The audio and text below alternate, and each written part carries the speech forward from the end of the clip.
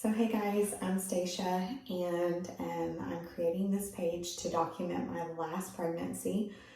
I am currently 34 weeks pregnant with baby number 5 for my husband and I. I have 3 daughters of my own and then I have a stepson, so this is baby number 5 for us. And I'm doing this for a few different reasons. One being that I've never done this before. I've always wanted to document my pregnancies and I never did. I've always regretted that.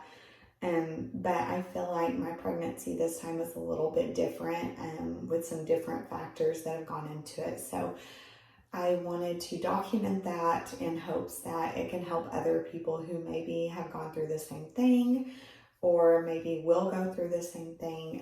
And maybe like you guys can help me also achieve my goals with this pregnancy.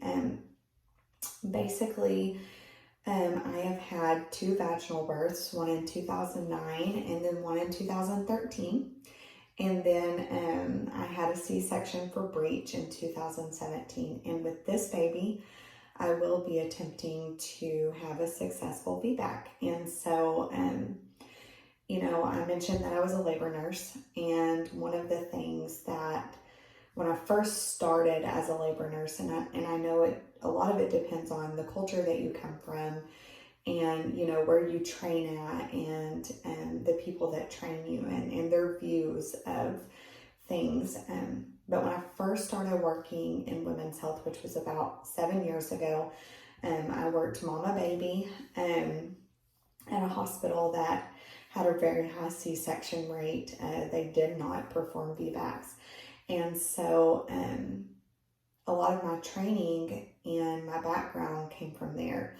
And so I then went to another hospital where I primarily worked labor and delivery again.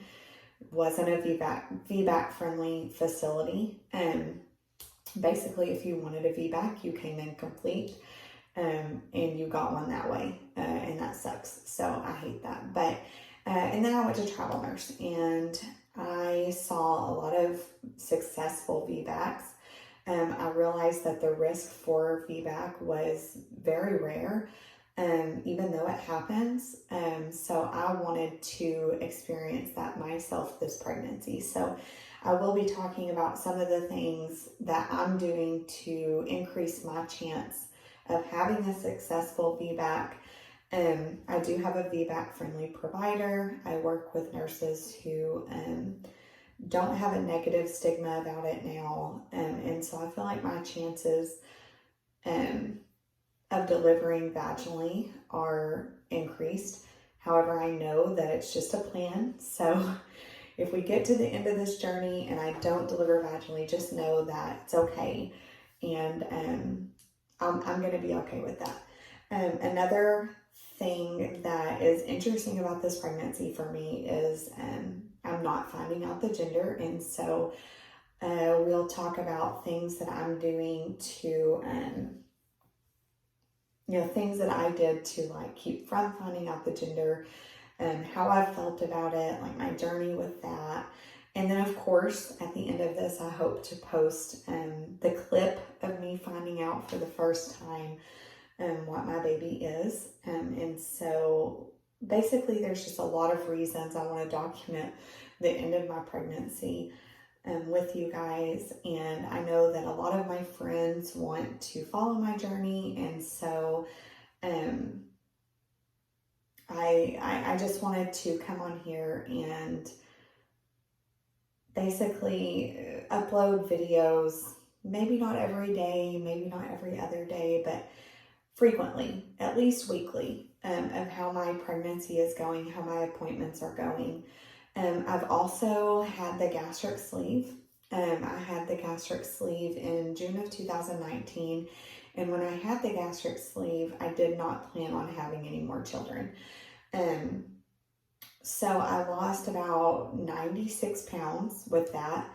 And so far in the pregnancy, with having the gastric sleeve, I've done good with like my weight gain. Baby seems to be measuring appropriately. I have had to eat like smaller, more frequent meals. But I know that there are a lot of people out there who have had the gastric sleeve who are always wondering like how people do with their pregnancy and how they do postpartum with their weight loss and how they do with their weight gain. I was about a year and somewhat, like a few months out when I got pregnant. And I had already made it down to my goal weight. So far in this pregnancy, I think I started out around 130. I had COVID when I was 5 weeks pregnant, and I dropped back down to like 120 just from not having an appetite. And then at my appointment today, I weighed 140. So I haven't had a lot of weight gain, not a lot of swelling or anything like that yet. I know it's probably coming. But overall, I'm probably healthier this pregnancy than I have been in previous pregnancies, maybe except for my first one. But I just wanted to document with you guys, share with you guys my journey.